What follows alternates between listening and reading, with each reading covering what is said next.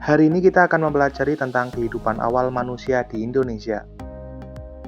Agar lebih mudah dalam mempelajari materi kali ini, saya akan menjelaskan dengan peta konsep berikut ini. Pada materi kehidupan awal manusia Indonesia, akan saya bagi ke dalam 3 submateri. Yang pertama adalah berburu dan mengumpulkan makanan, yang kedua adalah bercocok tanam, yang ketiga adalah perundagian. Dari ketiga submateri tersebut, kita akan analisis berbagai macam hal yang ada di dalamnya, seperti kepercayaan, sosial, budaya, ekonomi, dan teknologi.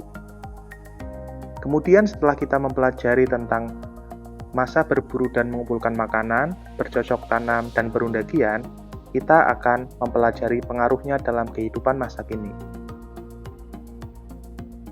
Tujuan pembelajaran dari materi ini adalah diharapkan kalian dapat menganalisis dan menarik kesimpulan kehidupan awal manusia Indonesia dalam aspek kepercayaan, sosial, budaya, ekonomi, dan teknologi, serta pengaruhnya dalam kehidupan masa kini dan yang akan datang. Kita pelajari yang pertama, yaitu masa berburu dan mengumpulkan makanan. Kehidupan masyarakat berburu dan mengumpulkan makanan ini sangatlah sederhana. Kehidupan mereka tak ubah seperti kelompok hewan, karena bergantung pada apa yang disediakan oleh alam. Pada masa ini, manusia hidup di alam bebas seperti di hutan, tepi-tepi sungai, goa, dan lembah. Keadaan berburu mereka pun masih belum stabil dan sangat liar. Pada masa ini, mereka cenderung berjalan menyusuri tepi-tepi pantai, dan pada masa selanjutnya lah baru mereka menciptakan perahu. Pada masa ini sering disebut juga dengan masa food gathering. Kemudian saya akan jelaskan dari berbagai macam aspek seperti kepercayaan, sosial, budaya, ekonomi, dan teknologi. Yang pertama adalah aspek kepercayaan. Kepercayaan masyarakat masa ini bisa diwujudkan dengan berbagai kegiatan upacara tradisi penguburan mayat, serta meyakini benda-benda yang mempunyai kekuatan tersendiri. Masyarakat pada masa ini mempercayai 3 kepercayaan, yaitu animisme, dinamisme, dan totemisme. Animisme merupakan kepercayaan masyarakat terhadap benda yang dianggap memiliki roh atau jiwa. Contohnya seperti pohon, batu, sungai, gunung, dan sebagainya.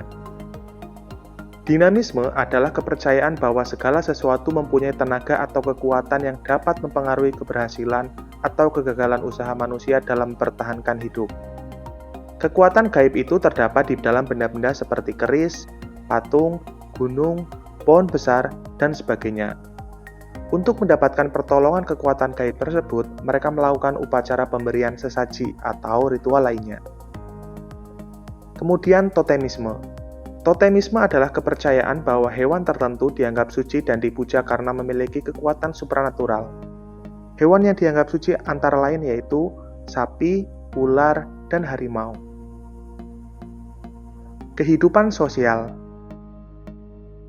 Ciri-ciri kehidupan sosial masyarakat pada masa berburu dan mengumpulkan makanan adalah mereka belum mengenal cocok tanam dan hidup berburu dan meramu. Pada masa ini, manusia belum bisa bercocok tanam. Manusia hanya mendapatkan makanan dengan berburu dan mengumpulkan makanan atau meramu. Ini misalnya terlihat dari sisa-sisa kerang dan hewan laut di pantai, dari sisa makanan manusia purba yang disebut Kyoken Modinger.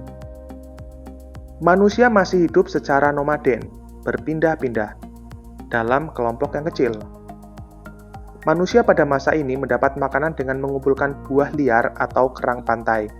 Karena itu, manusia harus tetap nomaden atau berpindah-pindah. Kondisi ini disebabkan karena manusia harus mengikuti binatang buruan yang merupakan sumber makanan utama. Bila sumber makanan habis, manusia harus berpindah ke tempat yang baru. Tempat tinggal manusia saat itu memanfaatkan gua-gua alami atau membangun tenda sederhana dari patahan ranting pepohonan. Belum ada pembagian kerja dan stratifikasi sosial atau pelapisan sosial. Dalam kelompok ini, belum ada sistem sosial yang kompleks. Pada masa ini, semua manusia masih hidup sebagai pemburu atau pengumpul makanan. Dan belum ada pembatasan antara pemimpin serta pekerja yang khusus membuat produk tertentu. Ini berbeda dengan yang akan terlihat pada masa setelah tahap ini, di di mana manusia hidup dalam desa-desa dan mulai terbentuk stratifikasi antara kalangan atas dan bawah. Munculnya pemimpin dalam masyarakat, dan adanya kelompok pekerja yang khusus melakukan profesi tertentu, seperti perajin dan pedagang. Alat yang digunakan berupa peralatan batu yang besar dan kasar. Masyarakat menggunakan alat batu besar dan kasar seperti kapak batu. Alat batu ini digunakan untuk berburu, mengolah makanan, membuat pakaian, dan membuat api. Alat batu ini dibuat dengan memotong batuan menjadi tajam. Alat batu ini misalnya adalah kapak genggam.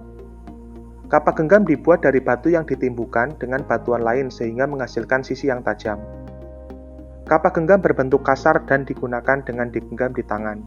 Ini berbeda dengan kapak lonjong dari zaman bercocok tanam pada masa Neolitikum, yang lebih maju, berbentuk halus dan dapat digunakan dengan diikat pada batang kayu. Kemudian dari aspek budaya. Dengan peralatan yang masih sangat sederhana, mula-mula bisa membuat rakit, lama-kelamaan mereka membuat perahu.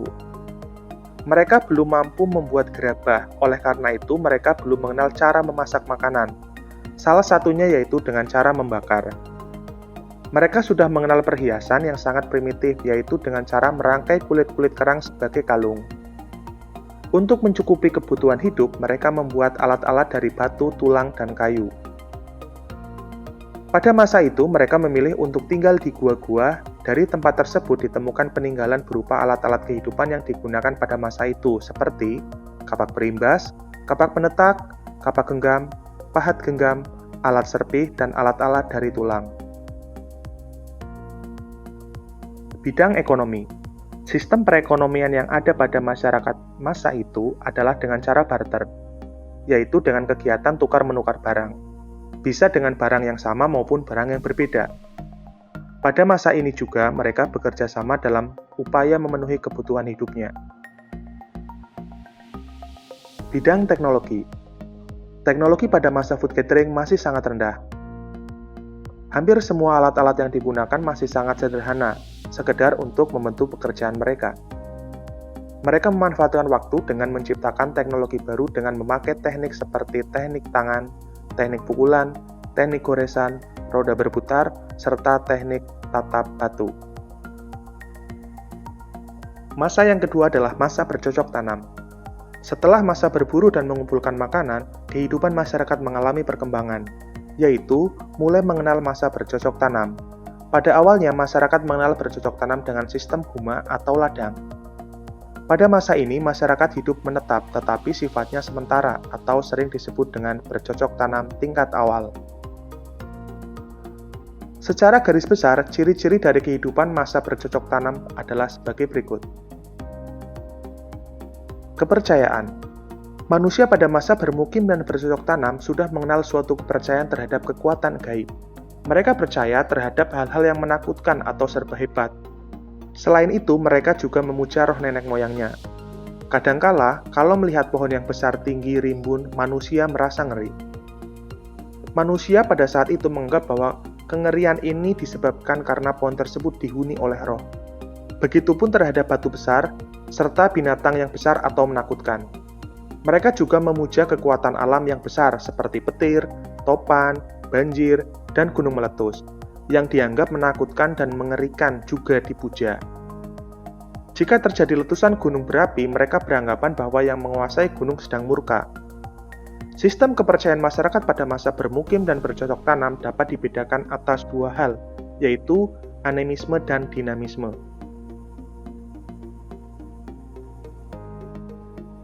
Animisme adalah kepercayaan yang meyakini bahwa roh mendiami benda-benda tertentu. Contoh animisme ini adalah acara kenduri panen dengan memanggil roh pertanian. Kemudian dinamisme. Dinamisme adalah kepercayaan yang meyakini bahwa ada kekuatan gaib pada benda-benda tertentu. Misalnya saja mereka menaruh hormat kepada pohon, batu besar, gunung, dan jimat.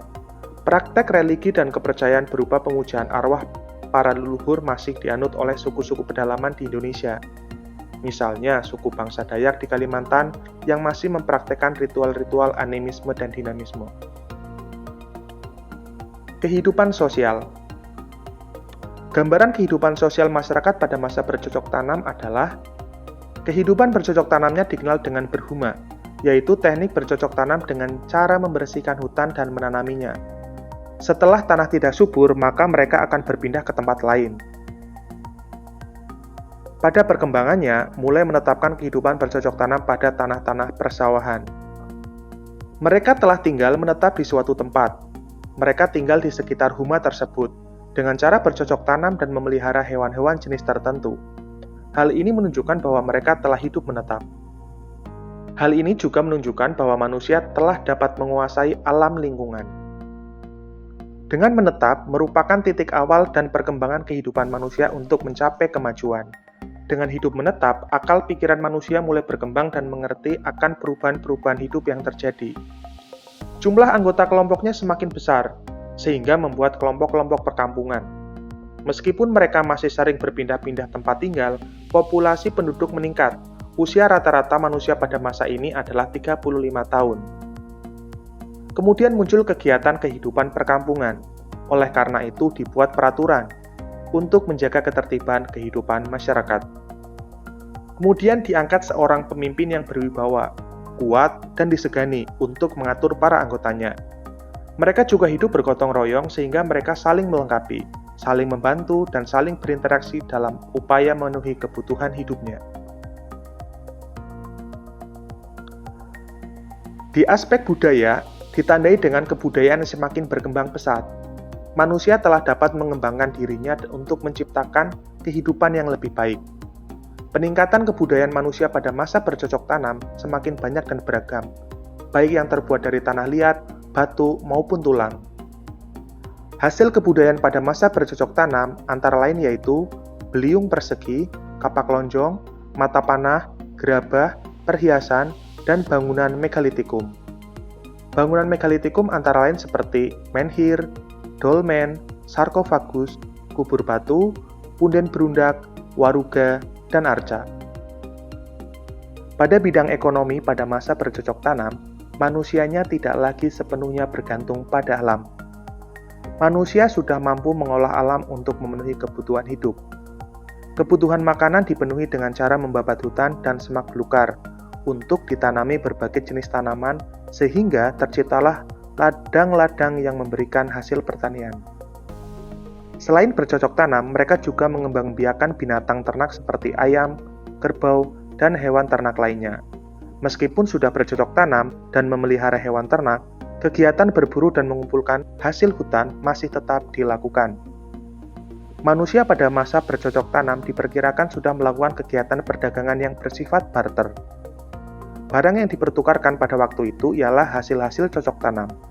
Hasil kerajinan tangan seperti gerabah dan beliung, atau hasil laut berupa ikan yang dikeringkan. Ikan laut yang dihasilkan oleh penduduk pantai sangat diperlukan oleh mereka yang bertempat tinggal di pedalaman. Bidang teknologi pada masa bercocok tanam, teknologi mengalami perkembangan yang luar biasa. Pada masa ini terjadi revolusi secara besar-besaran dalam peradaban manusia, yaitu food gathering menjadi food producing. Sehingga terjadi perubahan yang sangat mendalam dan meluas dalam seluruh kehidupan umat manusia. Yang ketiga adalah masa perundakian. Masa perundakian memiliki peran penting dalam perkembangan sejarah di Indonesia. Hal ini dikarenakan pada masa ini hubungan antar daerah-daerah di sekitar kepulauan Indonesia sudah terjalin. Masa perundakian ditandai dengan adanya keterampilan untuk membuat alat-alat dari bahan logam. Alat berbahan logam tersebut diproduksi dan digunakan untuk memenuhi kebutuhan sehari-hari seperti bertani, peralatan upacara, dan berburu. Peninggalan masa perundakian seperti benda seni, peralatan hidup, keanekaragaman dan kekayaan budaya serta upacara adat menunjukkan bahwa kehidupan pada masa perundakian telah memiliki selera yang tinggi. Kehidupan masyarakat pada masa itu makmur dan teratur. Kemakmuran masyarakat dapat dilihat dari telah berkembangnya teknik pertanian. Hal ini mengakibatkan sektor pertanian mengalami perkembangan yang pesat dan berdampak pada kemajuan perekonomiannya. Kemajuan perekonomian ditandai dengan berkembangnya pertanian dan perdagangan. Aspek teknologi merupakan unsur yang penting pada masa perundakian dalam kaitannya dengan perkembangan ekonomi, terutama ketika teknik peleburan logam untuk membuat perkakas telah dikenal.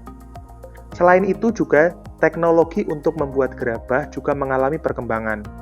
Perkembangan tersebut dapat dilihat dari semakin kompleks dan beragam bentuk maupun motif hiasannya. Dengan semakin kompleksnya aktivitas manusia dalam suatu kelompok, maka memerlukan adanya suatu sistem pengawasan, sehingga konsep tentang pimpinan dalam masyarakat semakin terlihat. Pada masa perundagian, pola kehidupan perkampungan atau desa-desa mengalami perkembangan semakin besar, karena mulai bersatunya beberapa kampung. Kemunculan perkampungan besar ini disebabkan karena semakin tingginya kegiatan perdagangan antar perkampungan dalam bentuk barter. Jenis barang yang diperdagangkan pun semakin beraneka ragam karena perdagangan telah mencakup wilayah yang luas, mencakup Asia Tenggara. Kepercayaan masyarakat pada masa perundagian merupakan kelanjutan dari masa bercocok tanam. Kepercayaan berkembang sesuai dengan pola pikir manusia yang merasa dirinya memiliki keterbatasan dibandingkan dengan yang lainnya. Anggapan seperti ini memunculkan jenis kepercayaan animisme dan dinamisme.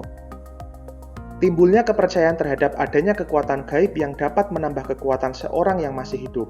Kekuatan yang timbul dari alam semesta inilah yang menimbulkan kepercayaan dinamisme. Dinamis berarti bergerak. Manusia purba percaya bahwa misalnya pada batu akik, tombak, keris, belati, anak panah bersemayam kekuatan halus, sehingga alat-alat tersebut harus dirawat. Di kemudian hari, kepercayaan-kepercayaan animisme dan dinamisme mendorong manusia menemukan kekuatan yang lebih besar dari hanya sekedar kekuatan roh dan makhluk halus dan alam. Masyarakat lambat laun dari generasi ke generasi meyakini ada kekuatan tunggal yang mendominasi kekuatan pribadi mereka maupun kehidupan alam semesta. Kekuatan gaib tersebut diyakini memiliki keteraturan sendiri yang tidak dapat dibantah, yakni hukum alam. Kepercayaan terhadap kekuatan tunggal ini lantas dihayati sebagai kekayaan batin atau spiritual sekaligus kekayaan kebudayaan. Kepercayaan animisme dan dinamisme ini kemudian berkembang dan menyatu dengan kebudayaan Hindu-Buddha dan kemudian Islam. Kehidupan sosial. Ada beberapa ciri kehidupan sosial dari masa perundagian. Yang pertama adalah jumlah penduduk semakin bertambah. Kepadatan penduduk bertambah. Pertanian dan peternakan juga semakin maju. Mereka memiliki pengalaman dalam bertani dan beternak. Mereka mengenal cara bercocok tanam yang sederhana. Mereka memiliki pengetahuan tentang gejala alam dan musim. Mereka mulai dapat memperkirakan peristiwa alam dan memperhitungkan musim tanam dan musim panen. Dengan diterapkan sistem persawahan, maka pembagian waktu dan kerja semakin diketatkan. Dalam masyarakat, muncul golongan undagi. Mereka merupakan golongan yang terampil untuk melakukan pekerjaan seperti pembuatan rumah kayu, gerobak, maupun benda logam. Pertanian tetap menjadi usaha utama masyarakat.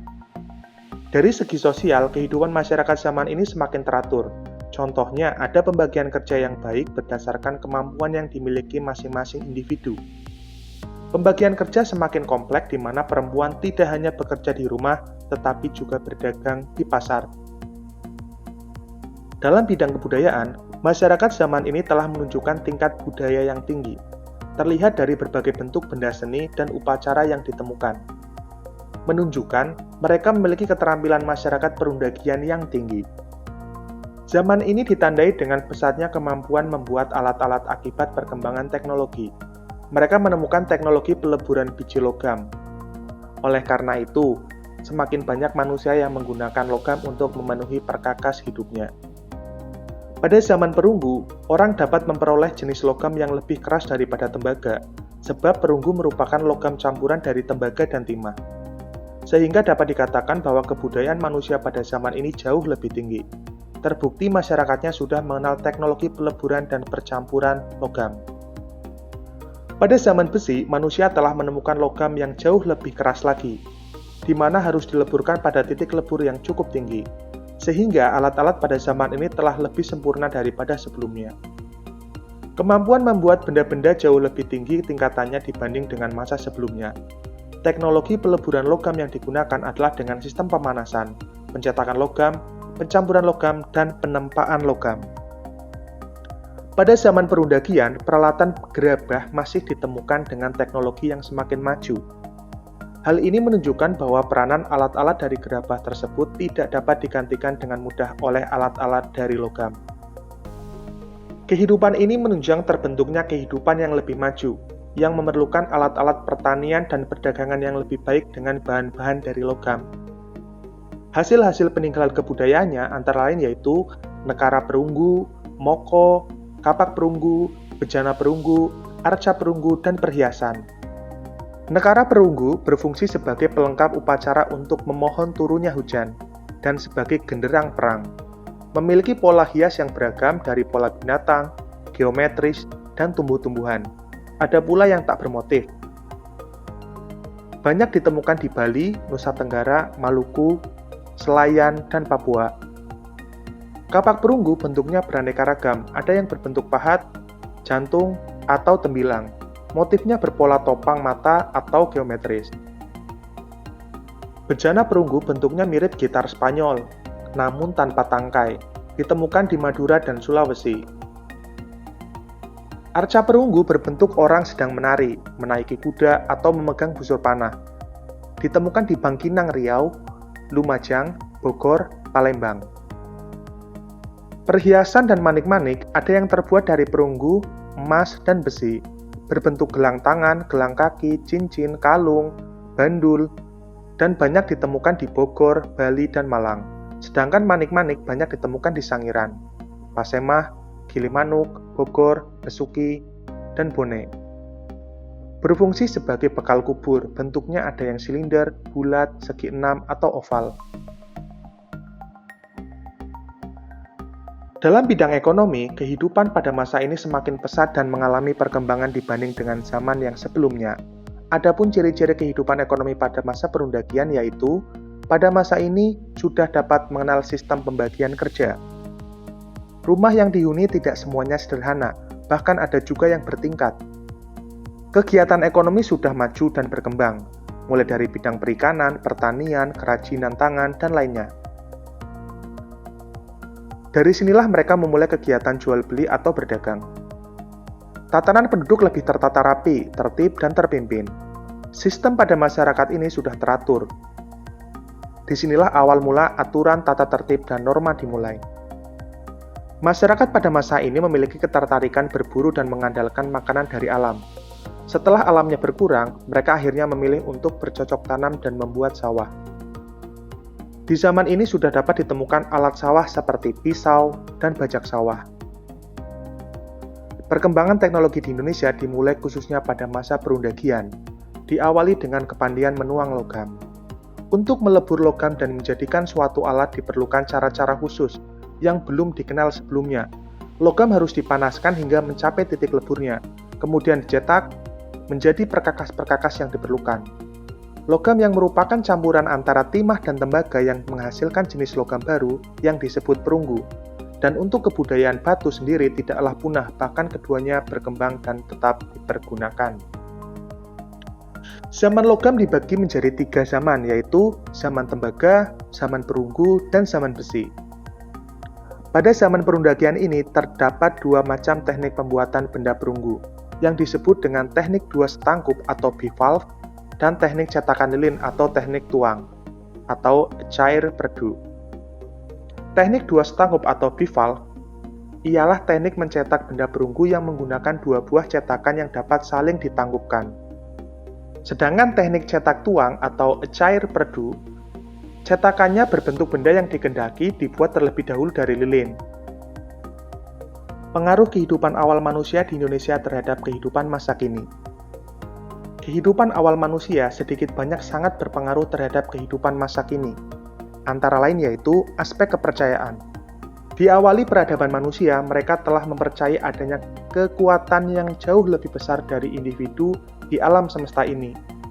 Sehingga muncul animisme, dinamisme, dan totemisme. Sampai pada perkembangan selanjutnya, muncul pengaruh agama Hindu, Buddha, dan Islam. Pengaruhnya di masa kini, walaupun sudah berkembang agama-agama di dunia, tetapi tidak juga masih meyakini adanya kekuatan roh dan benda-benda pusaka sampai dengan tradisi-tradisi upacara yang tidak diatur di dalam kitab suci masing-masing. Bisa kita simpulkan, pengaruhnya adalah adanya akulturasi dari agama-agama besar dengan kepercayaan seperti animisme, dinamisme, dan totemisme. Contohnya adalah tradisi kenduri. Aspek sosial, Pada aspek sosial, manusia lebih cenderung hidup berkelompok ketimbang sendiri, sehingga mereka merasa lebih terlindungi dari berbagai macam ancaman. Pengaruhnya di masa kini, manusia lebih suka bergabung di berbagai komunitas atau organisasi untuk mewujudkan tujuan hidupnya, serta memperoleh kenyamanan serta dukungan sesama. Dalam aspek budaya, munculnya hasil budaya dalam segi peralatan yang digunakan, juga dalam sisi lain manusia menyukai keindahan dalam berbagai bentuk. Sehingga mereka menciptakan gambar atau sebuah gerakan tari, nyanyian, atau puisi, serta cerita yang merupakan ide awal dari seni. Pengaruhnya di masa kini tentu saja manusia selalu berusaha mengembangkan seni di berbagai macam bidang, seperti seni memasak, seni berbicara di depan umum, ataupun seni dalam olahraga. Dalam aspek teknologi, manusia sejak awal berupaya menciptakan suatu barang atau alat yang dapat membantu mempermudah pekerjaannya lewat alat bantu sederhana. Pengaruhnya di masa kini, manusia selalu terus berinovasi mengembangkan ilmunya untuk menciptakan alat-alat atau gawai baru yang lebih canggih yang bisa membuat hidup lebih mudah dan bermanfaat.